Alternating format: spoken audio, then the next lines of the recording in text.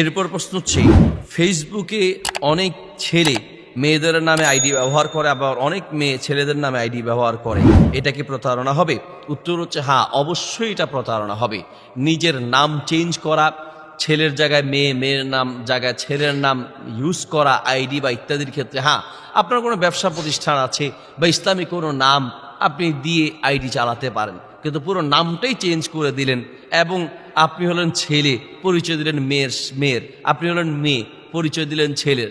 এটা অধিকাংশ ক্ষেত্রে প্রতারণার কারণ হয়ে থাকে।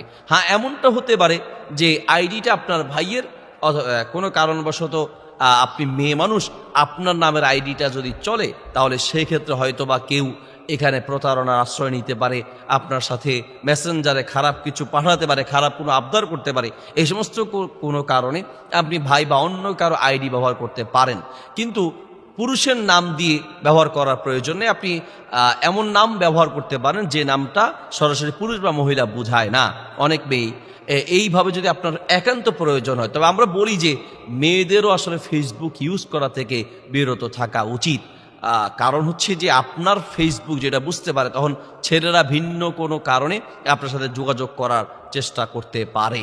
এই জন্য প্রয়োজন নেই। যদি একান্ত কোনো কারণে প্রয়োজন ব্যবহার করতেই হয়, নিজের নাম ইউজ করতে পারেন, সেক্ষেত্রে লক করার যে সিস্টেম আছে সেটা ইউজ করতে পারেন, লক করে রাখতে পারেন। আপনার আইডি লক করবেন শুধুমাত্র যারা আপনার পরিচিত, মাহরাম অথবা দিন বোন, তাদের সাথে আপনি যোগাযোগ রাখলেন। আমভাবে যদি করতে চান আপনার নাম দিয়ে, তাহলে সেক্ষেত্রে প্রতারক যে সকল ছেলেরা আছে তারা ভিন্ন উদ্দেশ্যে আপনার সাথে যোগাযোগ করার চেষ্টা করতে পারে, আপনার কমেন্ট বক্সে ভিন্ন মন্তব্য করতে পারে।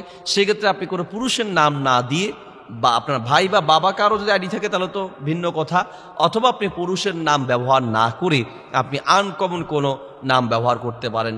কোরআন আমাদের কোরআন আমাদের কিতাব, কোরআন ধর্মীয় কিতাব, কোরআন আল্লাহর কিতাব, ইসলাম আলো, এই কথার কথা, বা এসো ইসলামের পথে, এসো জান্নাতের পথে, এই জাতীয় আনকমন কোনো নাম আপনি ইউজ করতে বা ব্যবহার করতে পারেন।